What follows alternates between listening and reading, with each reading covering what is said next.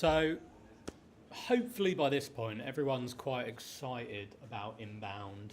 Everyone sort of sees where it can be used and the opportunity behind it. And what this presentation is going to do is show you how to manage and run your own inbound campaigns. In its essence, at its core, inbound helps you raise awareness, creates demand, and generates leads. And as Chris mentioned, it's ultimately about generating leads, but also nurturing those leads until they become customers and until they actually buy from you. So if you want to get started with inbound, this is what you need to do. And in its simplest form, it's a 3-step process. Inbound sounds complicated, it sounds like there's a lot of things going on, but actually at its very core, it's a 3-step process.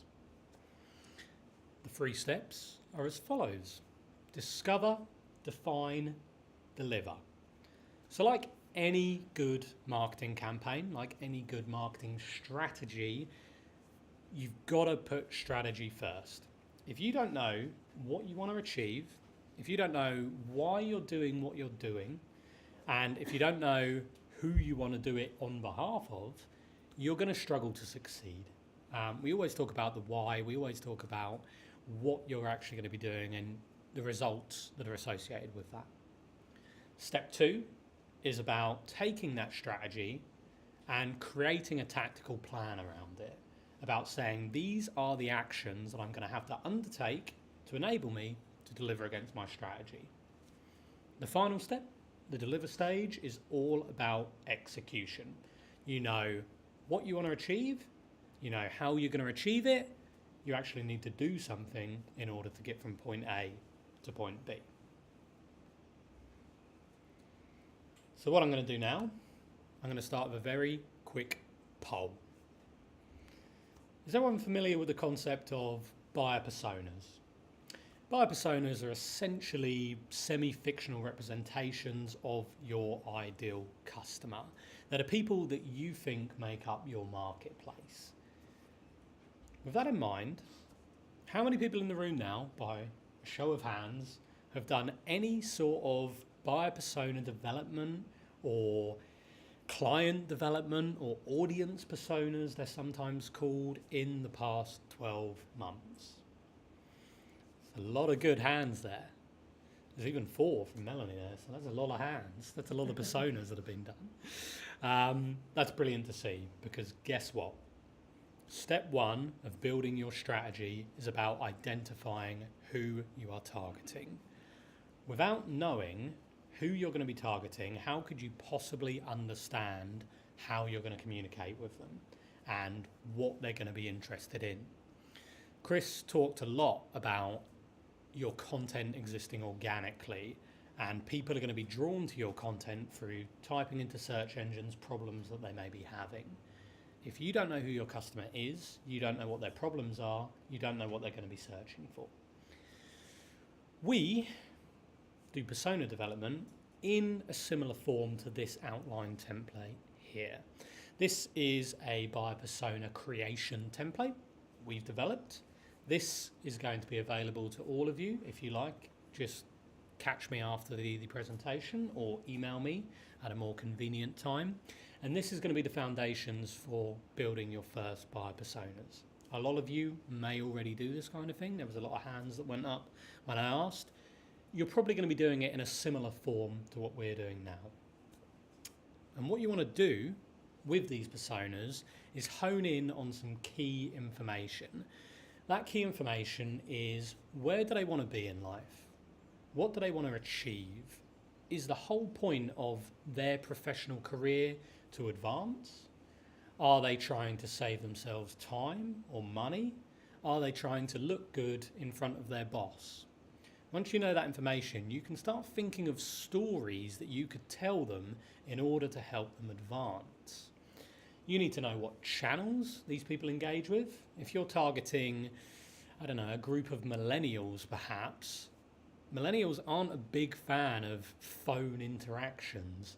They're not a big fan of incredibly long form content, generally speaking, of course. So it may be worth exploring more digital driven methods to attract that kind of audience. Likewise, if you're targeting an audience who may be not engaged with the latest social media channels, they prefer to engage with you at events, you need to understand that your success is going to come from attending events instead of pushing a lot of information out through social media. Finally, you need to really identify what are their challenges, what are their resistances to companies like yours? Have they been burnt in the past by similar products? Is it that they don't believe in your service offering? And all of those pieces of information are going to enable you to position yourselves in a position of trust and also a position where you can help them overcome whatever challenges they may be having. Step one is complete of building our strategy. We have created well-defined buyer personas. We know our audience and we know how we're going to approach communicating with them. Let's have a look at step two. What comes next? Another slight poll. How many of you, by show of hands, could tell me the core unique selling points of your company and or your positioning statement? Yeah? Couple of hands there. This is, funnily enough, going to teach us what is really important in the second step of your strategy. Define your company's positioning. You now know who your buyers are. You know what they're interested in. You know what challenges they face, and you know what they really care about. But you don't actually know who you are. You don't know why you're unique. You don't know in what ways you can help those personas overcome their challenges. We have another template. It's called the brand platform.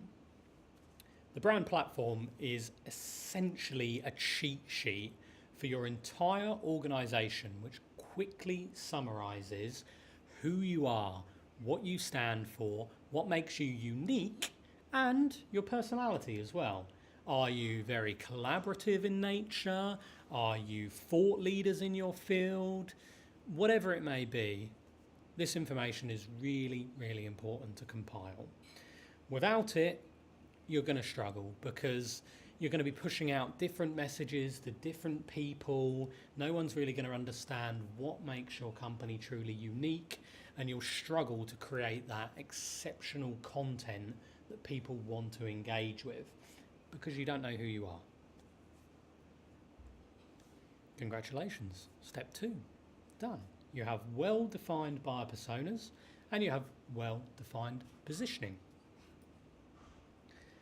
No poll for the last one, because the last one's a relatively easy missing piece of the puzzle. You've got personas, you've defined your positioning, you now need to make sure these are reflected in your marketing. There's nothing worse than a disconnect in your communication strategy. If you're pushing out different messages across different channels to different people, you're going to create a haze of confusion.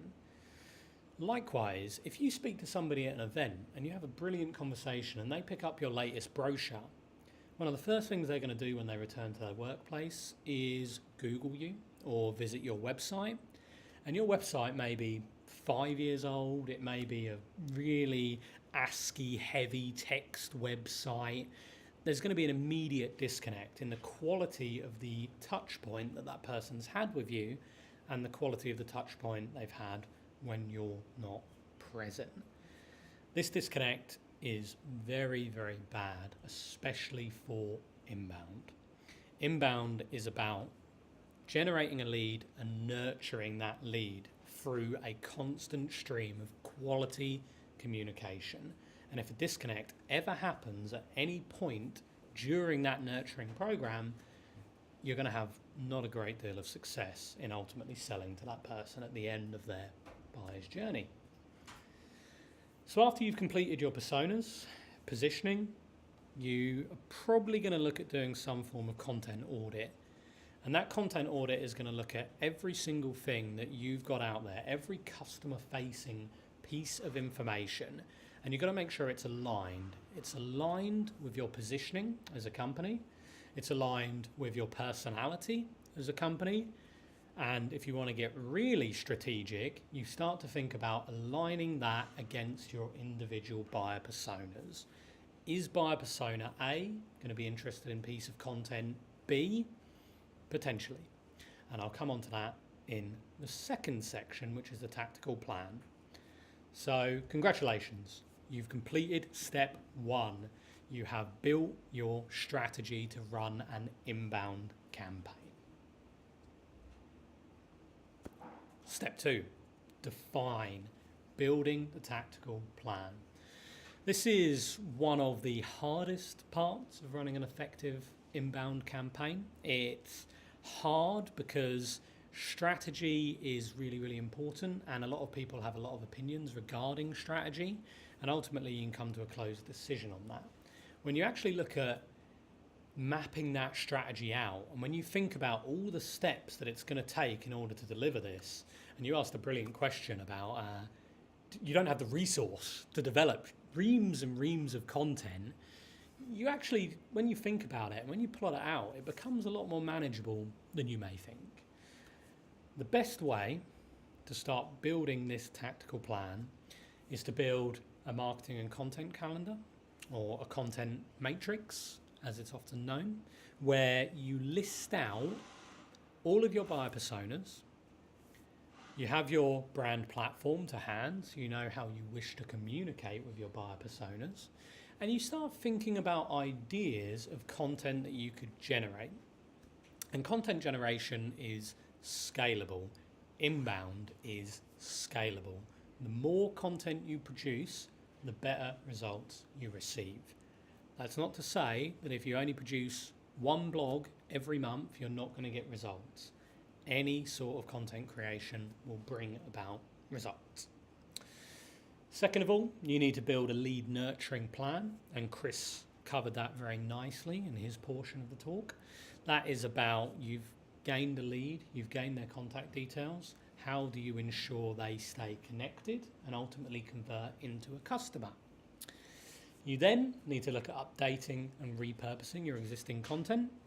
You don't need to create brand new material. Once you've got your buyer persona, once you've got your positioning defined, you could look back across all of your marketing materials over the year, the case studies that you may have produced, the brochures, the event details, the sales aids. All of this information is still key information. It's about positioning it in order to get the most value from it and knowing when and where to use it.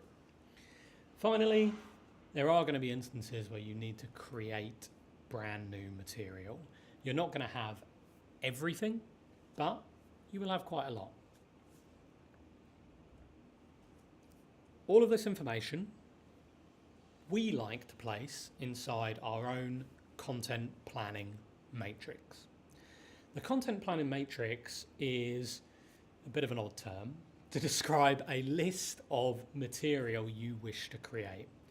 What makes it unique and what makes it incredibly valuable is that we create one of these for each of our buyer personas. It's not to say we're going to create 500 brand new pieces of content. It's just good to have a plan for how you're going to attract these personas that you've developed. So step 1, you'll put your persona up there. You'll then look at subjects that are going to resonate with your persona because you know what they care about, you know what their challenges are, so you can start listing subjects that they really, really care about. You know your positioning, so that's going to further help you develop those content ideas. Where can you be seen as an expert? Where can your company be seen as insightful and thought leaders to really help educate your persona? Once you've got those subject matters, once you know the type of information that you want to talk to people about, it's about identifying content types. And I can't stress this enough.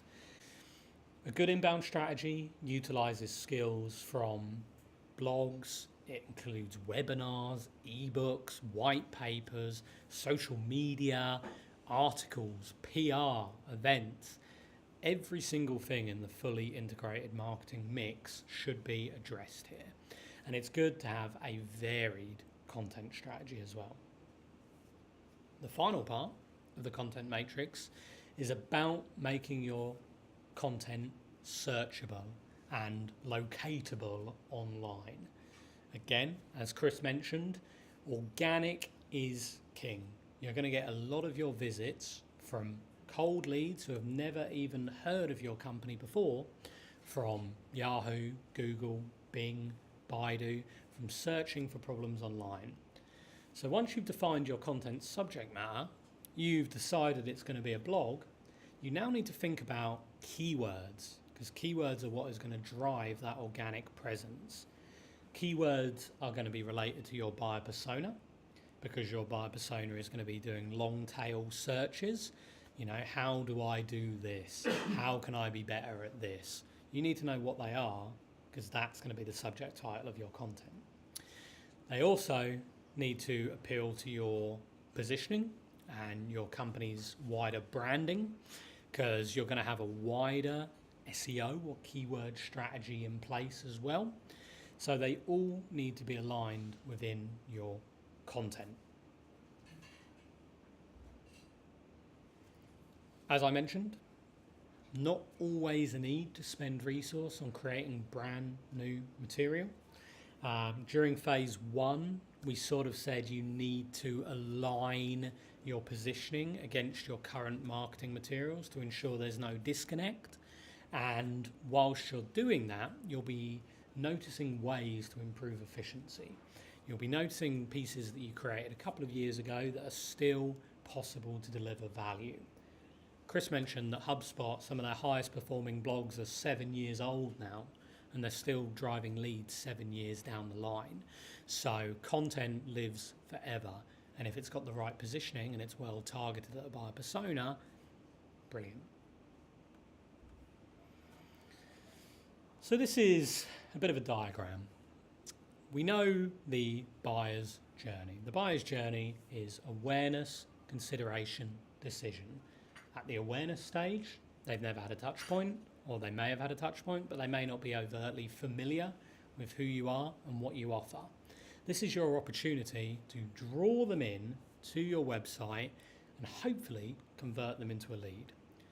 Some content forms are better than others at doing that.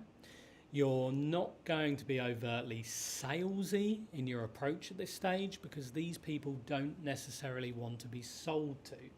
They don't want a hard sell when they're just identifying their problem and they're researching online how to solve that problem.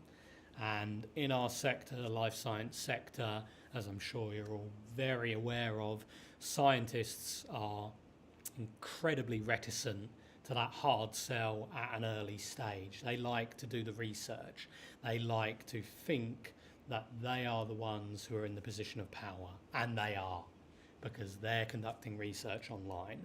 So don't get too salesy. You move into consideration stage, and all of a sudden, people have had a single touch point with your brand. They may have downloaded an ebook. They may have read some of your blogs. At this stage, we can start positioning ourselves as the potential solution to any problems that they may be having. So at this stage, it's important to nurture those early leads, take them through their buyer's journey, take them from the awareness stage to consideration stage. And there's a number of different content forms which can help with this. Ebooks, again, really good. White papers, really good. Webinars, that kind of thing. It's about securing that touch point. This ultimately leads us to the decision stage. Decision is the bottom of the funnel of that prospect's buying journey. They're now ready to make a decision. They're ready to buy, and you want to make sure that they're going to buy from you. So this is where you talk to them about your case studies, about material which is really, really going to help you convince them that you are the right solution and that they should buy from you. A lot of clients that we work with, a lot of new companies that we work with, they often find that they have a great selection of this decision stage content. They have lots of case studies, they have lots of brochures, they have lots of buying guides. The issue, I guess, is at the awareness stage. There's very little to draw people in, but once people are in, they can be sold to because that content already exists. So even with all of your content, we mentioned you may require some new pieces of high value content. And by high value content, we mean something that is positioned that somebody would be happy to hand over their contact details in order to access.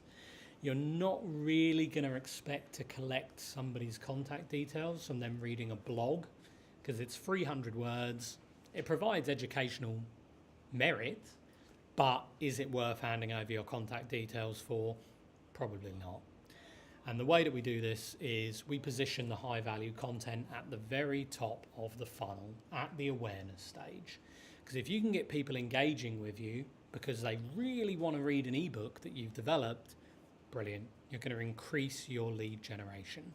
And Jim, who's going to talk just after me, is going to talk about how when Aptuit started to implement more content on their website, their numbers went up.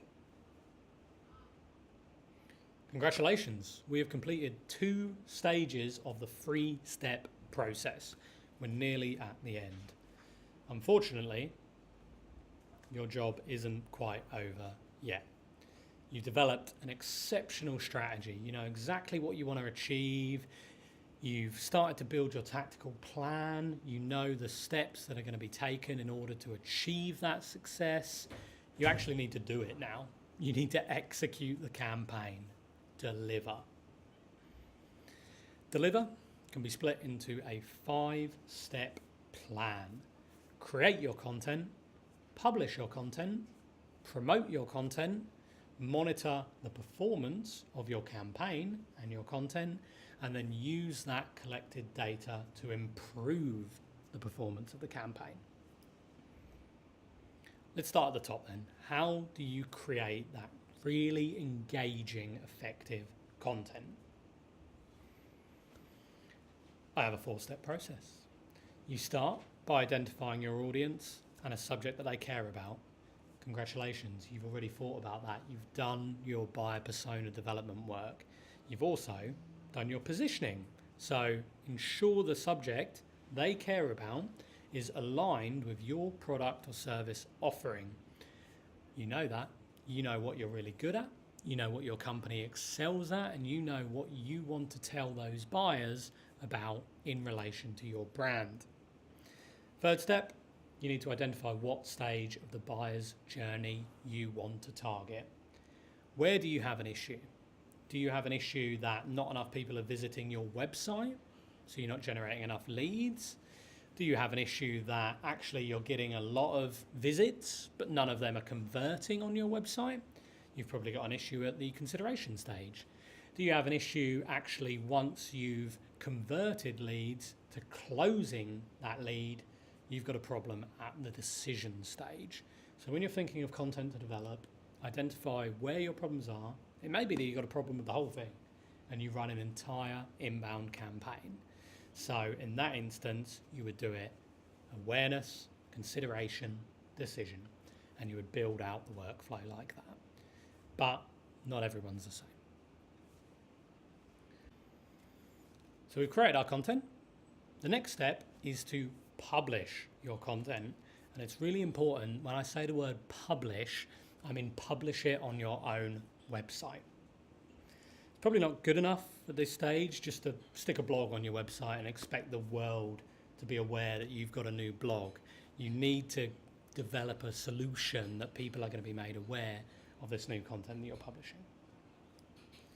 How do you be a great content publisher? You follow the 4-step plan, like you do for being a great content developer. First of all, you need to ensure your website is technically optimized for organic search. I'm not going to get into the nitty-gritty today about what makes a technically optimized website, but we talked about having good keyword density. We talked about having good subject matters that your audience are going to be finding online. So just make sure that your website can accommodate those things. The second step is make sure your website is easy to navigate. There's nothing worse than somebody who finds your blog online or finds an article or finds something they want to engage with further. They land on your website and they get lost because it's an absolute mess. So make sure that your content is well partitioned on your website. Third of all, gate high value content. Gating is the process of putting something behind a lead capture form. So people are only allowed to access that material if they hand over their email address, their phone number, whatever you may wish to collect. Don't gate everything though. There's certain pieces of content which you may feel you want to collect someone's contact information for. They're just not going to be valuable enough. So gate content, but gate the right kinds of content. Finally, you want to build really good landing pages. Landing pages are going to be the key to success. They're going to be what drive those high conversion rates, the conversion rates that Chris was talking about. If you don't have a well-optimized area for somebody to engage with your content, you're not going to get the same results as you should do. Let's have a look at some good landing pages, shall we? What do we like about this landing page? Maybe it's a bit biased because it's one of Jim's landing pages. You know, we don't like to play favourites here. What would you say is a good feature of this landing page? Anyone? It's very nicely laid out. Nice layout. See where you can leave your details. Exactly. You don't want to have a cluttered landing page. There's nothing worse. And you've all seen them in your time. Landing pages with 10 call to actions. Download this, or this. Where are you supposed to be attracted to? Another thing that I quite like is we're only capturing a couple of details here.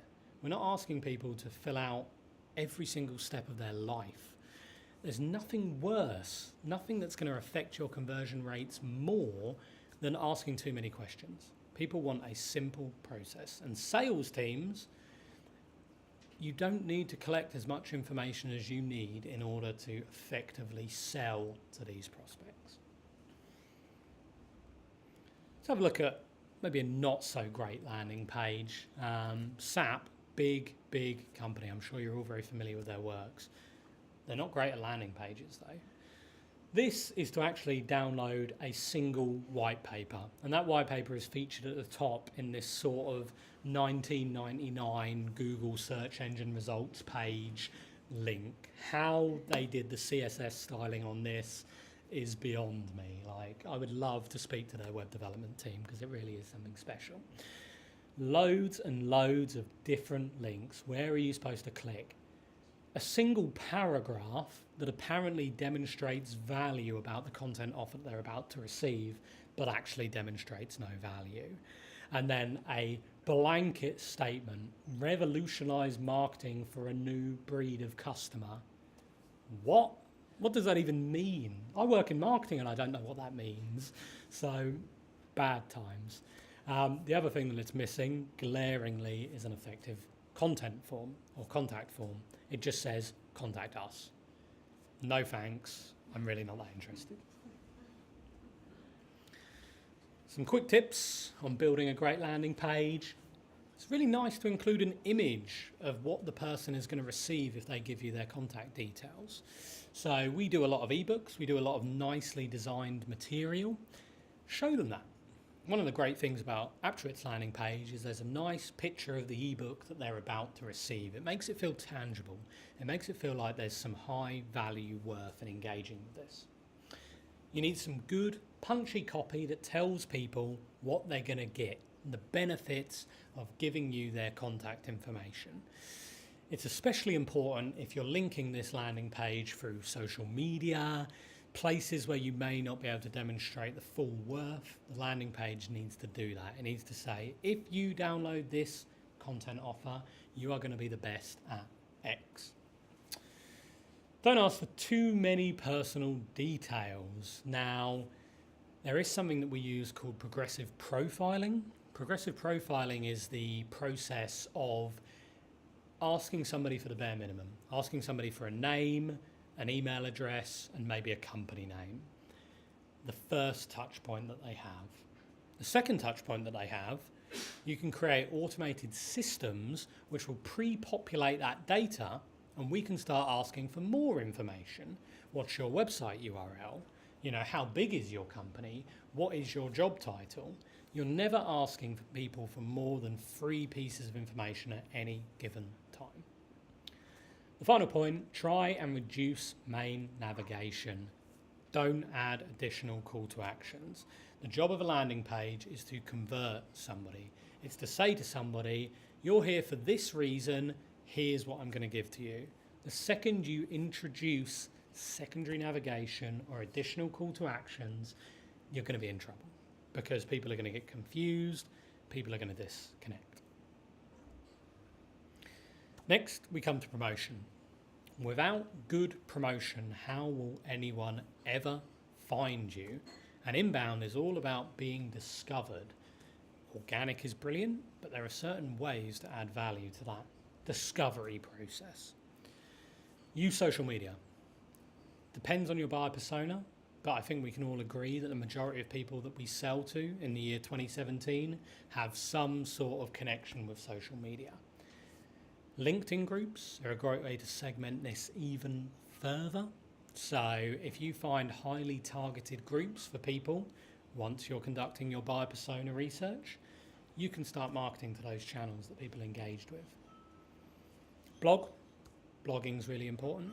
Blogging is a cost-effective, high-return way to increase visits and promote content that you're going to be using for lead capture purposes.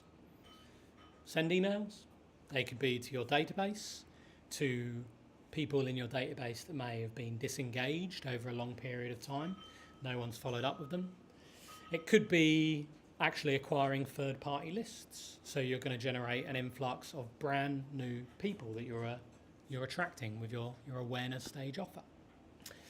Finally, there are some good offline methods. I know it's weird talking about inbound, a digital method, but think about creating a piece of high-value content and using it to connect with people at events that you're attending.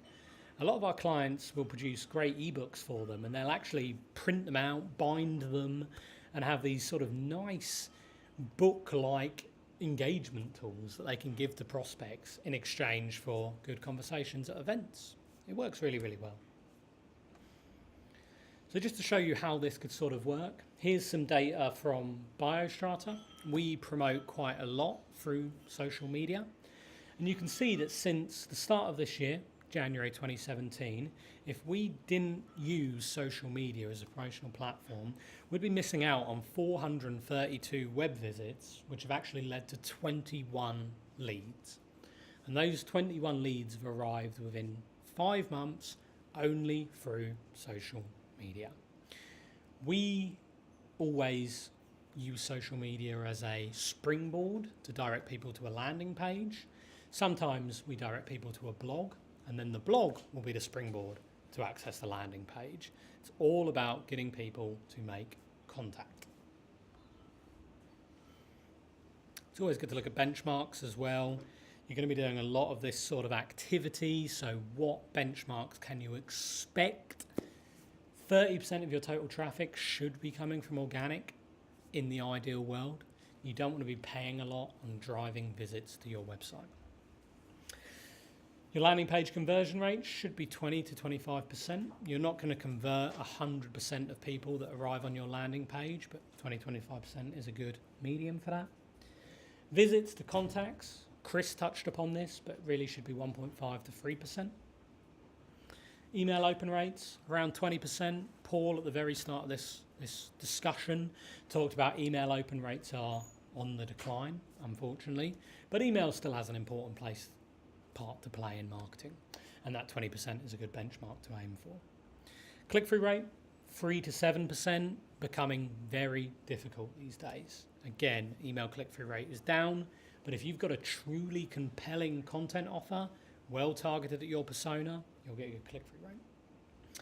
Unsubscribe rates, you don't want a lot of people unsubscribing. Bounce rates just show that your database isn't well updated. Spam complaints, again, you don't want to be annoying people that don't want to hear from you. CTA, around 2 to 3% per page. This is on your good content that people are accessing. The final step, the final part that's going to bring my presentation to a close is about the need to monitor performance. We use HubSpot, there's no surprises there. And we use HubSpot to basically optimize, continually optimize our marketing efforts. So this is data from our HubSpot dashboard. And this is data since we started working with HubSpot 2 years ago. You can see a very nice, steady increase in traffic and also leads. And as Chris mentioned, we're still generating leads from old pieces of content from 2 years ago when we first started this process. What's important is, I'm sure all of you guys who don't use HubSpot, some of you may use HubSpot, you're already collecting this data through Google Analytics, for a number of other third-party tools. You could probably tell me the average number of visits you receive per month and the average number of leads you're receiving per month. But I want to drill down deeper because that doesn't tell me anything. Visits and leads doesn't tell me anything that I need to know. So let's have a look at where these people are coming from. Again, real data based on those numbers that I just showed you. And you can see that organic is our primary source of traffic. Brilliant. Some good referral numbers. Social media, always been a strong performer for Biostrata. Email marketing, we don't do a huge amount of email marketing, and we get quite a lot of people direct visiting. As you can expect, we're a relatively well-known company. Again, this isn't good enough. This doesn't tell me what I need to know in order to improve my campaigns. So let's have a look at what people do when they're actually on our website. Let's have a look at how that's performing. So most people will arrive on our homepage. We know that, we understand that. That is where the majority of traffic gets filtered through. People then look at our team. They may want to pre-qualify us, make sure we've got the expertise. A lot of people look at our careers. A lot of people want to work for us. Sectors, and then people will usually contact us. It's a very outline user flow. And you can get this data from Google Analytics. Again, it's nothing new. But it's important because you need to understand the people that are engaging with your website and what they care about. So guess what? Still not good enough. I've just learned that organic search is the top referrer of traffic to my website. And what HubSpot is brilliant at, and it's a really cool tool, is the keyword tracker tool. So we do a lot of work in building brilliant keyword and SEO strategies. And you can see some of the phrases that we are currently ranking number 1 for on Google. That shows me that our organic inbound campaigns are working because we blog about stuff and have life science marketing as the subject matter, life science marketing embedded in text, and that's what enables us to top Google, and that's what enables us to get all of those visits and contacts through. People find us organically, people engage with us. Congratulations, you've saved the universe, you know what's going on, you've set your strategy, you've put a tactical plan together and you've executed it. Wonderful.